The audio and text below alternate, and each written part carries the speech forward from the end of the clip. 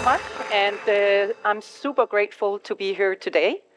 I'll actually start with a short story. So in 2018, I traveled to Brazil to meet up with a Brazilian foundation that had reached out to us. At that point of time, I was head of social ventures in the Lego Foundation. And this organization had come up with an idea. They wanted to modify Lego bricks to help blind and visually impaired children how to read and write Braille in a playful way. The idea is quite simple, really. Modifying Lego bricks using the studs to represent the letters, the numbers, but also the symbols of the Braille alphabet. It intuitively made sense that of course we should use the Lego bricks for that. And we immediately loved the idea. So in Brazil, I went to this school to see the bricks in action. And at the school, I met this young girl and I asked her, so what is it that these bricks can do that your traditional educational materials cannot do? And mind you, at that point of time, there weren't that many traditional educational materials for young children, blind and visually impaired. And there still aren't, actually. She said that these bricks are enabling her to play with words and build her own stories. So as opposed to a Braille typewriter, where if she made a mistake, she had to start all over again. Then the bricks were enabling her. Oops, sorry about that. Good little break. The bricks enabled her to both experiment, but actually also to explore and to use her imagination, really trying to figure out what is language all about. This concept is now known as Lego Braille bricks. It's not only actually a product, it is also a pedagogical concept that takes its starting point in learning through play, and I'll speak more about that in a bit. It is right now rolled out across 27 countries across the world. It's used on the ground, and we're working with blind associations. It's coming in 4 more countries in Q1 next year. So I'm sharing this personal story with you because to me, it is an example of the transformative power of learning through play and also child agency. And those are 2 topics that I'll come back to in my talk. So let me give you a little bit of background on the Lego Group. And I know many of you probably know, so bear with me. The Lego Group is a family-owned business established in 1932 and still owned by that same family today. We are more than 28,000 people across the world, and we are 25% owned by the Lego Foundation. And that is how they fund their important work to support children globally. In the Lego Group, and speaking to your question about do we have a vision? We have a vision to become a global force for learning through play. We know that play is the brain's favorite way to learn. So when children play, they develop a whole range of different skills. Skills that are so important for them. They learn how to be critical thinkers. They learn how to solve problems. Imagine your kids on a playground. They learn to negotiate, right? They develop resilience. They develop confidence. All of those skills that are so critical for them, not only to thrive today, in today's fast-paced world, but actually also in a future that none of us know what will actually look like. So while we can agree, maybe, or at least we find that play is super important for children's development and well-being, and we also know that it is actually a right for all children, as per UN Convention, all children have the right to play, we can also see that play is faced with a lot of barriers. So actually children are prevented from playing because there are a number of barriers out there. One is time. Children simply do not have the time to play because, of course, fortunately, many of them are going to school. There are also many that are not, but fortunately, many are. That also means they have homework, they have chores, they have to take care of their siblings. They also live overscheduled lives, but it's actually not only the children. It's also us as adults, parents and caregivers. So we know from a study that we did, Play Well study, we do it now and then, to kind of evaluate the state of play.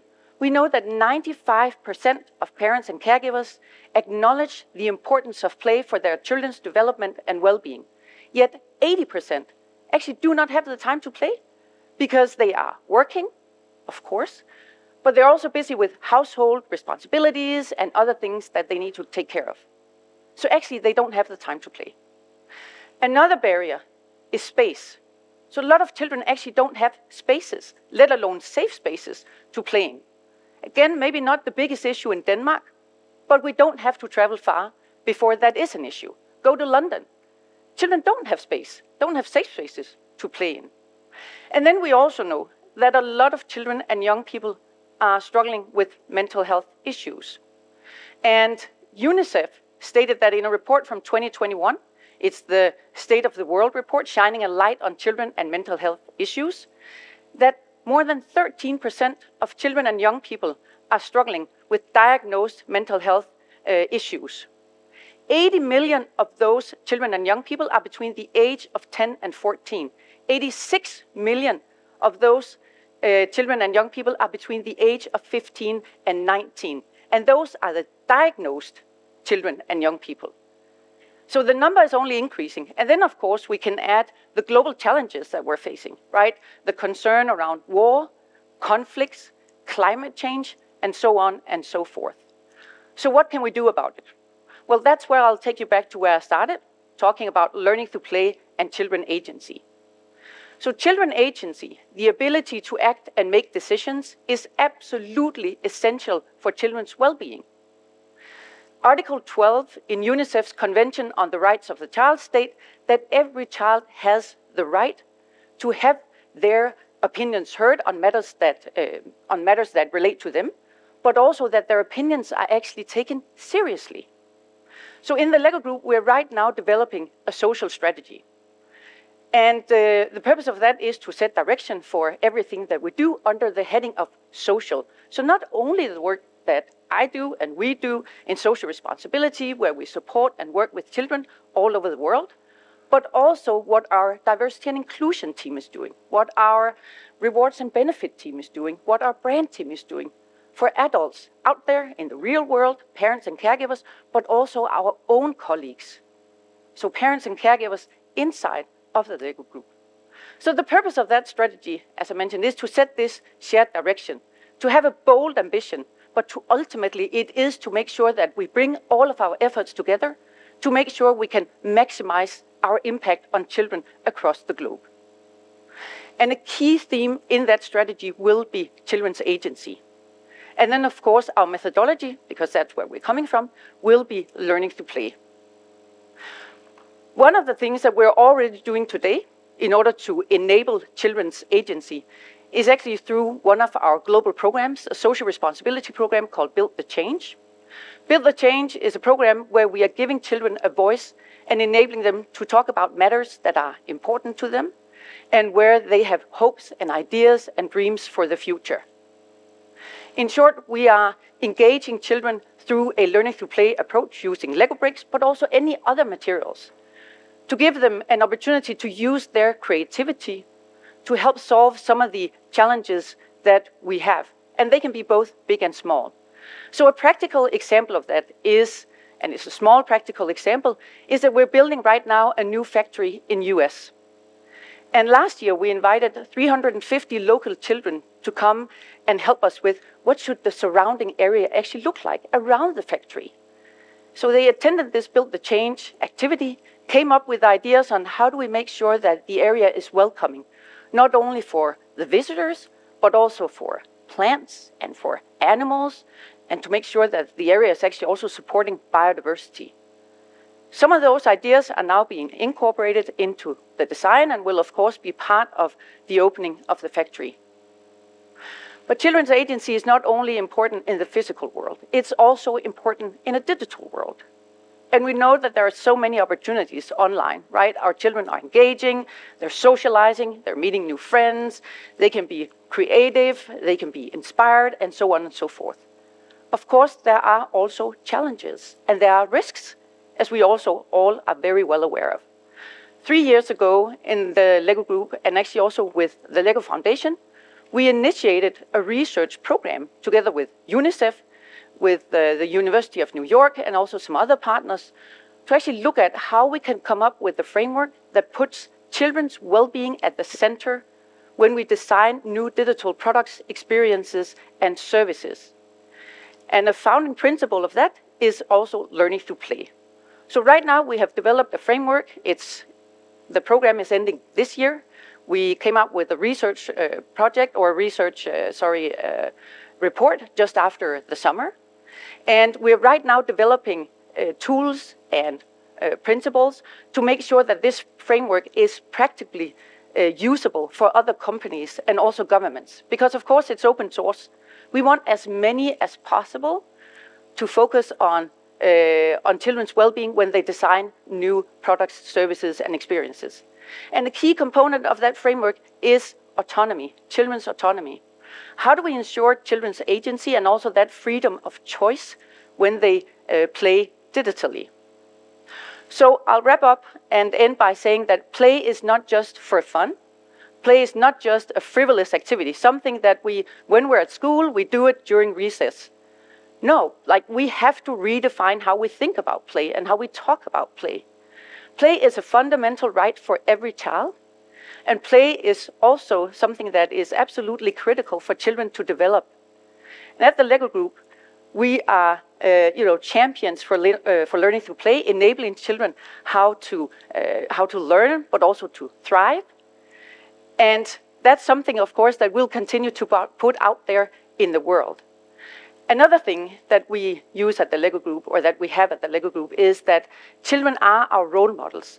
They are inspiring us with their endless creativity, their curiosity, but also their imagination. Right now, we're facing complex challenges, and that calls for different ways of thinking, different ways of acting. We have to do things differently. So last week, I was at UN's General Assembly in New York, and a key theme that came up again and again was youth voices, youth leadership. And I was in a panel, or listening to a panel, where some young entrepreneurs were presenting. And they had some amazing, very complex solutions, I would say, to some of the challenges, the climate challenges that they're facing every day in their countries.